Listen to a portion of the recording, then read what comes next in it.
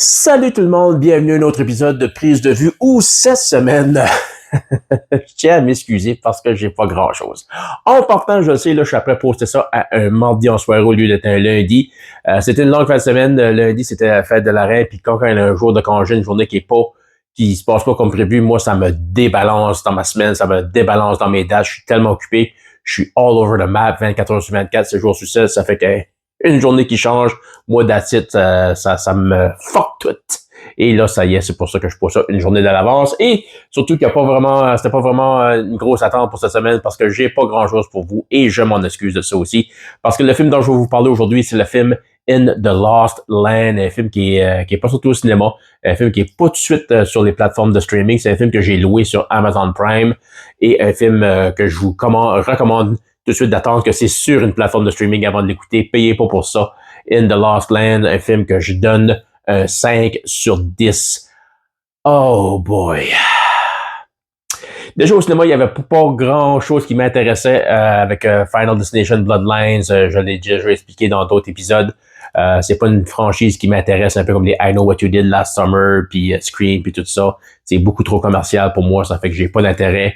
Puis il y avait rien d'autre qui m'intéressait vraiment côté cinéma pour les sorties. Ça fait que j'ai décidé d'aller avec ce film-là, que j'étais quand même curieux parce que c'est basé sur une petite histoire de George R. R. Martin, Monsieur Game of Thrones lui-même. C'est un film qui a pris à peu près une dizaine d'années à réaliser. C'était ce qu'on appelait, dans les termes de Hollywood, in the development hell, pour une couple d'années. On voulait dire qu'on n'arrivait pas à trouver justement une bonne direction ou une bonne équipe ou un bon directeur pour gérer ce projet-là. Ça fait que ça a pris du temps à être réalisé, à être conçu. Puis là, finalement, que c'est sorti, que c'est disponible, l'attente en vaut pas vraiment la peine. L'histoire en tant que telle, eh bien, ça se passe dans un univers, dans un monde post-apocalyptique après une destruction totale de la planète, où on fait la découverte de la sorcière qui s'appelle Grey Alice, jouée par Mila Jovovich. Mila. En tout cas, elle, on l'a vu dans la franchise des films Resident Evil.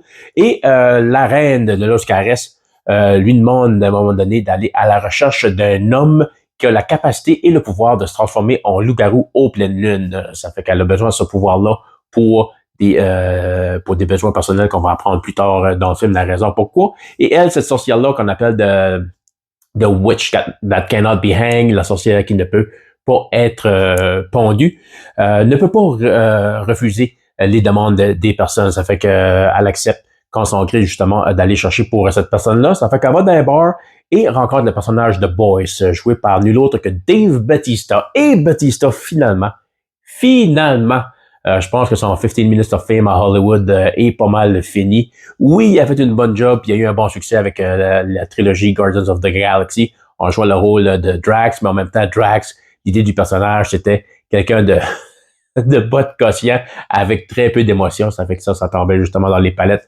de Dave Bautista, mais à part de ça, le travail qu'il a fait sur Hollywood jusqu'à date, c'est la dernière fois que je l'avais vu, je pense Knocking at the Cabin's Door, quoi de même, de M. Night Shyamalan, puis il était horrible là-dedans. Là, ça fait que je suis vraiment content de voir qu'il est rabaissé à des tout petits projets comme In the Lost Land. Ça fait que elle rencontre le personnage de Boyce. Elle lui demande, écoute, j'ai besoin d'un guide pour aller in the Lost Land, dans les terres perdues, pour aller chercher cet homme-là qui a la capacité et le pouvoir de se transformer en loup-garou. Lui est pas intéressé, mais pas le choix de l'aider parce qu'à un moment qu'ils sont après discuter dans le bar, ils sont attaqués par des soldats de l'église parce que dans cet univers-là post-apocalyptique, les superstitions et les pensées religieuses sont retourner comme 5-6 ans en arrière, c'est pas 2000 ans en arrière. Ça fait que c'est pas mal ça qui gère la population.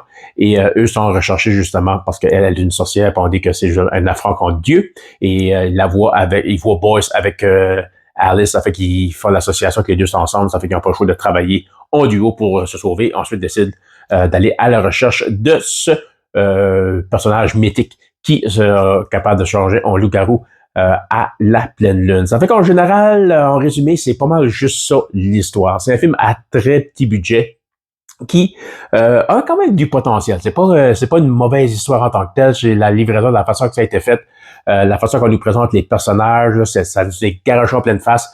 V'là tel personnage, v'là quel genre de personne cette personne-là est, c'est sa façon de penser, sa façon d'être. Après ça, on passe au prochain. Il y a pas il n'y a pas de place où on nous installe vraiment, on prend le temps de nous installer dans l'univers, dans le monde dans lequel il vit, parce que c'est un monde post-apocalyptique, ça fait que ça aurait été intéressant d'avoir plus de détails à savoir qu'est-ce qui s'est passé avant que tout soit détruit comme ça, pourquoi que, justement, l'Église a tant de contrôle avec des soldats qui sont habillés, justement, à la manière des croisades à l'époque de Jésus. Ça fait que ça aurait été le fun d'élaborer puis donner plus d'informations là-dessus, puis aussi prendre le temps de développer les personnages au lieu de, c'est juste avec des dialogues de circonstances et de mise en situation qui nous fait expliquer quel genre de personnage. C'est pas des personnages non plus extraordinaires, là. Ils réinventent pas la roue de ce côté-là.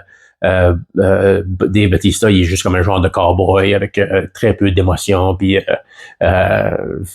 attitude un peu toxique, là, puis aussi les dialogues, justement, sont assez cheesy, comme quand on va rencontrer dans le bar, puis elle dit j'ai besoin d'un guide pour aller dans les terres perdues. Lui, il est là avec un paquet de cartes à table, il dit je suis ici pour jouer aux cartes, pas pour parler, mais il est sur la table avec son paquet de cartes. Je ne sais pas si après jouer au solitaire, mais si tu joues au solitaire, reste chez vous. C'est ça l'idée du jeu, d'être tout seul.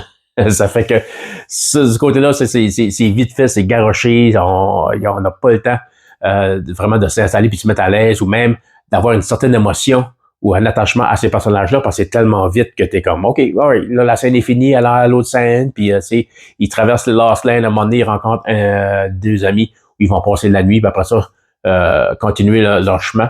Et là, après avoir parti de cette place-là, Boyce avertit à Alice, écoute, ça, c'est les deux derniers amis que je connais dans les Lost Lands. Après ça, ça va être juste du danger.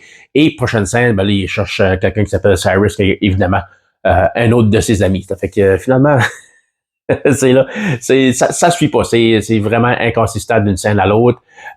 Côté des effets spéciaux, c'est quand même 50-50, je dirais. Comme je disais, c'est un petit budget, mais tu vas vraiment de oh, c'est quand même pas si mal à qu'est-ce que je regarde là? C'est la cinématographique, c'est fait en sépia, c'est comme genre de brun beige tout le long du film, là. Ça fait que ça fait quand même une job correcte pour justement ce style de film-là qui a un ton assez dépressif du début à la fin, et aussi pour justement cacher un peu là où les effets spéciaux font pas vraiment une bonne job, parce que justement t'as pas de couleurs éblouissantes, t'as pas rien qui va frapper à l'œil du visuel de ce que tu vas voir. Mais même à ça, des fois, ça compte quand même mieux, même que tu aurais aimé avoir plus de détails à savoir quel genre de place que c'est ces places-là qu'on voit, qu'on visite, mais on ne donne jamais vraiment trop d'informations. Puis là, à la fin, on essaie de nous montrer un twist, mais c'était assez vu ce genre de film-là, c'est souvent le twist, tu l'as vu venir d'un mille. Puis là, après ça, justement, pour nous expliquer les points où c'était inconsistant dans l'histoire, puis qu'on dirait que ça faisait pas de sens, mais là, au lieu justement de nous montrer des scènes d'action, des scènes d'aventure, d'explication, on nous dit juste ce qui s'est passé, on nous dit juste pourquoi telle chose est arrivée, pourquoi qu'on a été du point A au point B.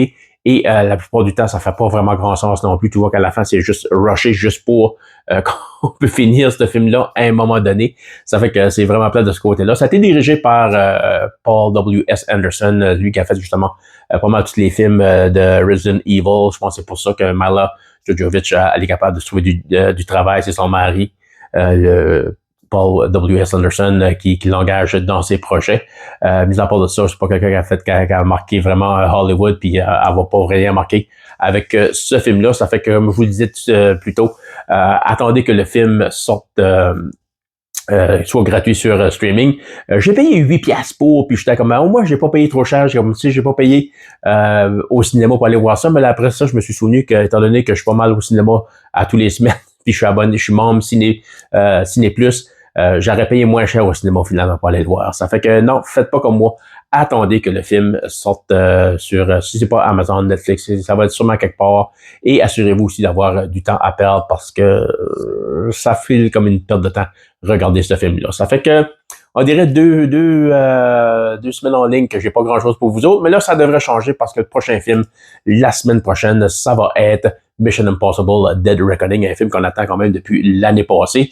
Ça va être aussi le dernier de la franchise, ça fait que j'ai très hâte de voir ce que ça va donner, parce que la veut pas, la barre va être haute, non seulement parce que c'est un film Mission Impossible dont on s'attend à être un film de qualité, mais aussi c'est ça qui va finir la franchise, et surtout que l'avant-dernier Mission Impossible Dead Reckoning Part 1 était un excellent film. Ça fait que on s'entend que ce film-là va le surpasser d'une façon ou d'une autre, qui était censé s'appeler justement Dead Reckoning Part 2, mais étant donné que justement le film qui était censé sortir l'année passée a été repoussé à cette semaine-ci, aux fin de semaine qui s'en vient, ben là, ça y est, ça a décidé de changer ça à Dead Reckoning. Ça fait que les bonnes annonces jusqu'à date nous promettent bien de l'action. Fait que j'ai hâte de vous en parler la semaine prochaine. Puis après ça, on a des bons films qui s'en viennent aussi pour les blockbusters de l'été avec dans 2 semaines Karate Kid Legends. Donc, je suis assez curieux. Moi, je suis un jeune enfant des années 80.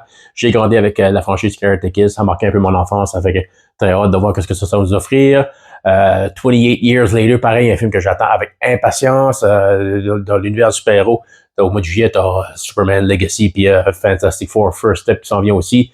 Au mois d'août, t'as Naked Gun qui s'en vient avec Liam Neeson. Ça fait que des bons films dont j'ai hâte de vous en parler et mettre In the Lost Land justement en arrière de moi. Ça fait que on se reparle la semaine prochaine pour Mission Impossible Dead Reckoning.